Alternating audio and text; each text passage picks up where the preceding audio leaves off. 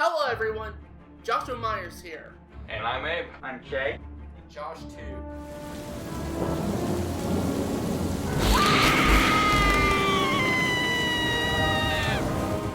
Hello everyone, Joshua Myers here. And today I'm going to be reviewing Harry Potter and the Sorcerer's Stone from 2001.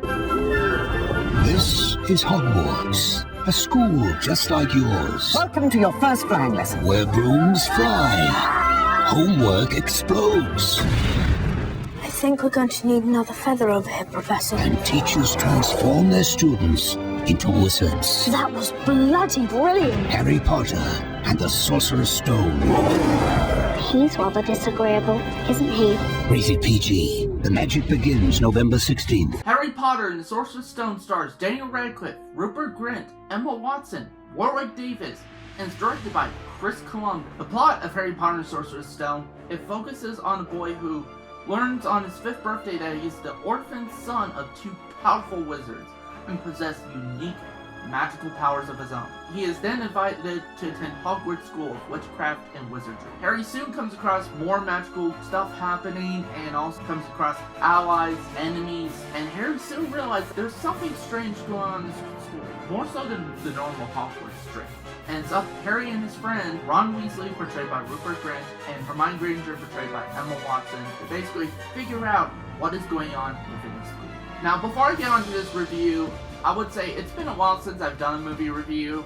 The last one I did was a month ago, and then before that, in terms of reviewing movies on a consistent basis, it was like another month. So basically, it's been 2 months since I've been doing movie reviews on a consistent basis. And I do apologize for that. To be honest, I've been kind of worn out of doing movie reviews. I just wanted a break from doing that for a while. But I'm gonna try to get back on the full swing of it again. I'll try to take a break every once in a while, because it's like, just take a toll on me sometimes. And also, in regards to this franchise, I will admit, I've never read the books. As of late, I've only skimmed and scanned for some, just to see how close they are to the movies. Like, how close the movies got to the books. So for me, I grew up on the movies, and only the movies. I've only really grew up on the movies. And even with all that in mind, I am going to try to take the nostalgia factor out of this review. That's what I do with a lot of movies I've grew up on, and I end up reviewing them. Because I want this review series to be unbiased as possible, and you're just getting the most genuine review possible. Also, before we go, I would like to say thank you guys for having me reach up to 500 subscribers. Last time I checked, I think I'm now at 518 subscribers, and I can't thank you guys enough. Like, seriously.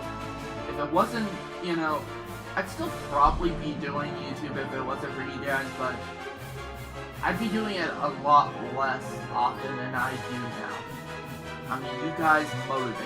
I just appreciate all your guys' support. And also, before we get on to review, I would like to mention that I did actually start to record this review just a little bit.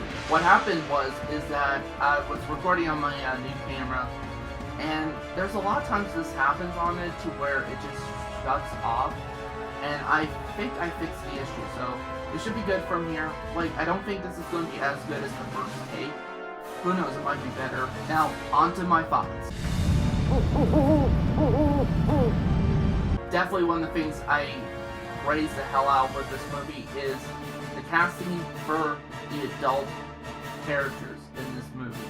The adult actors did a fantastic job. I mean, I can't tell you enough about all the different adult actors in that brings such stuff to, like, just can't even talk right now. Seriously, all the adult actors are great in this movie. From John Cleese as a nearly headless Nick, it's like, I prefer Sir Nicholas if you don't mind. The actor who was Hagrid, to Warwick Davis as Professor Flitwick, even to the actors who portrayed the Dursleys were really good. I mean, they were despicable, but that's what they had to do for this role. They had to be as despicable as possible, and they achieved that. I hated the Dursleys throughout this franchise. I really do, and that just shows how good of actors they are. Also, I think this movie and The Chamber of Secrets probably has my favorite actor to portray Albus Dumbledore, Richard Harris. I wish there was an alternate reality to where he lived on and he was in Harry Potter and Prisoner of Azkaban all the way to Deathly Hallows Part 2. I wish that was the case because I really love Richard Harris as Albus Dumbledore. And now a moment of silence for Richard Harris. He will sadly be missed.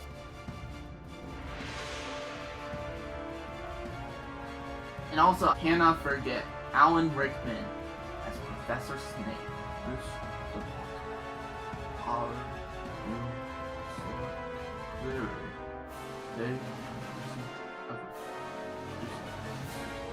Alan Rickman portrays that character so well and just has this kind of presence to him. Alan Rickman did an awesome job. All these adult actors did amazing jobs. And let's get to another positive I have with this film is the locations and the sets are so good. A lot of it's practical. Whoever were the location scouts and the production designers and set designers and that, like, I think they're Oscar worthy for that, because honestly, for me, ever since this first movie, I wanted to go to these places. You know, like, I wish those places were real, which technically they are, but I mean, just the way they convey it and everything in the film, I wish it was real. And now we got the closest thing to that, and that's the Wizarding World of Harry Potter in Orlando, Florida. Unfortunately, I've not been there yet. I would so love to. And after when this pandemic situation is done and over with, I would so love to go to the Wizarding World of Harry Potter. That's definitely one of the things on my to-do list after this pandemic is over with. Also, I can't praise enough about this musical score provided to us by the legendary John Williams. I mean, his music for this film is just amazing. And to be honest, he's probably my favorite composer who has done the Harry Potter films. Because he kind of stopped doing the films after Prisoner of Azkaban. Man, I've missed his music in terms of like working on the Harry Potter films. Yeah, he just did an amazing job. Also, the pacing of this film is actually pretty good too. Although I do have some issues with the pacing, which we'll get to that in my negative. But honestly, for me, that's it for my positives. One of the negatives I actually have for this movie is, like I mentioned before, I did have some issues with the pacing, and a lot of that is with the second, like just the middle half of this film. You know, the pacing and the, you know, opening and all that stuff, setting up all this, like the world and that, it's really good. The climax, the pacing, that's really good too. But it's just in the middle half that kind of starts to drag itself out. And nothing really that interesting is being done in that, like, halfway point.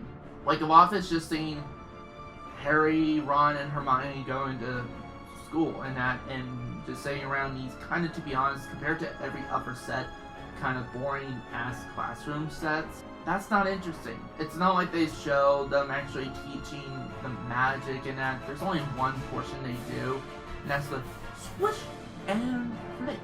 You know, like the Wingardium Leviosa spell and that, but other than that, that's the only thing they really keep. And also outside Quidditch, which, yeah, that's really.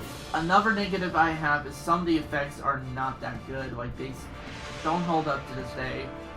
Like, for example, definitely one of the things I point out is the effects on a troll. There's a troll that shows up in the film, and that, and yeah, it doesn't look really that good, especially by today's standards.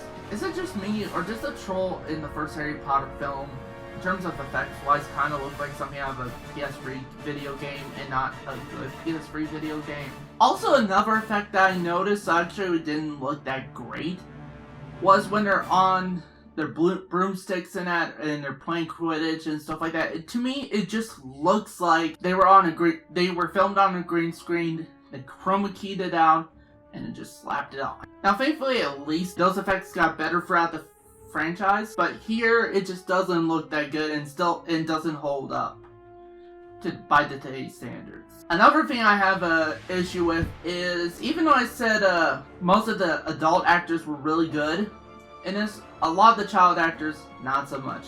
I mean, there's a lot of cringy dialogue in this movie, and cringy delivery by the child actors. Like, I can't be a wizard. I'm just Harry. Just Harry. Just stuff like that. It's like, Like, seriously. Like, was there no, like, you know, multiple takes on different shots for the child actors? Because all of them just seems like they were just, you know, the first takes. There's some moments where they're okay, but yeah, in this film, not so much. I feel like that's one of the things people seem to overlook with this movie, because they love Harry Potter so much, that they seem to overlook that the acting from the child actors in this film was not really that great. Now, thankfully, they did got better as, you know, the films went on and as their careers went on. Again, the only other actor I've seen, in terms of child actors go, the only actors I've seen that did got better over time was Daniel Radcliffe, who I saw in The Woman in Black. He was really good in that. And then the other one is Tom Felton, who was in Rise of the Planet of the Apes. He was pretty good in that too. I can't say for a lot of the other my child actors in terms of, you know, well, I would say they definitely gotten better within the Harry Potter film series, but I haven't seen them in anything else yet. I haven't seen Rupert Grint in anything else, or Emma Watson, or any of them. And also, like the climax of the movie, even though I said most of the pacing was good, and especially the second half seemed to drag a bit, another negative I have is, like, even though I said the climax of the film was really well paced, it did kind of seem to end abruptly, you know? Like, there was no real ending to the climax, and then you basically had a Dumbledore come in and be like, basically explaining to Harry, I think it's more so explained to the audience what we just saw.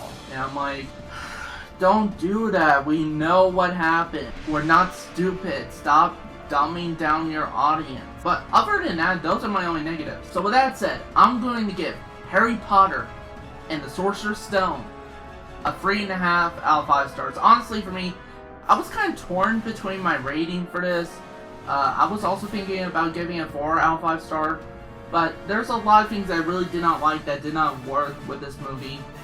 And there were a lot of things I did like in this movie that did work, but just not enough of them in my opinion. You know, again, this film isn't awful. I've seen way worse movies.